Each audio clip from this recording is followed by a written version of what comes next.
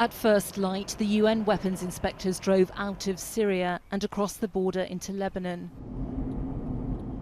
The US was unlikely to carry out any kind of strike whilst they were still in Damascus looking for evidence. A window has now opened, which means military intervention could happen at any time. For 4 days, the inspectors gathered scientific samples both from the victims of the chemical attack and the area where it took place. But their mandate is not to conclude who was responsible. The team needed time to do its job. It needs time to be able to analyse the information and the samples that it has collected. And the Secretary General has also said repeatedly that there is no alternative to a political solution to this crisis, overall crisis in Syria.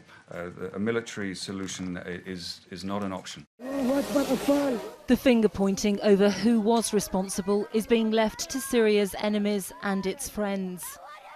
Russia's President Vladimir Putin has described the idea of the Syrian government using chemical weapons as utter nonsense. He's demanded that America shows its proof to the United Nations. As for the position of our American colleagues and friends who state that the government forces have used weapons of mass destruction, in this case use chemical weapons, and say they have evidence, let them present them to the UN inspectors and the UN Security Council. Vladimir Putin says Syria doesn't need to use chemical weapons because it's already winning the civil war.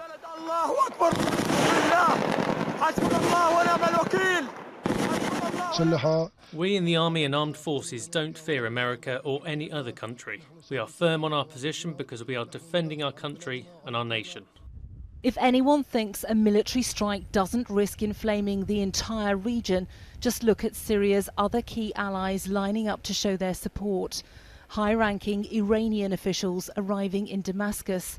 It's been a day of visual international brinkmanship, with all sides moving their assets around the region.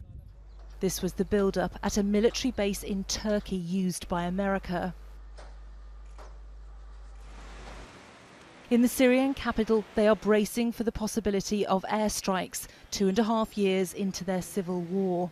They are all plotting against the country. They know we are strong and they want to weaken us until Syria crumbles. They will not achieve that. It's a big conspiracy from all the Western countries, even the Arab ones. Hopefully all will be fine, and we are ready to make sacrifices for our homeland with our blood. UN inspectors have arrived in Rotterdam to begin the process of analysing their findings. The full report could take several weeks. But even before they landed, it appeared America had already made up its mind over what course of action it plans to take.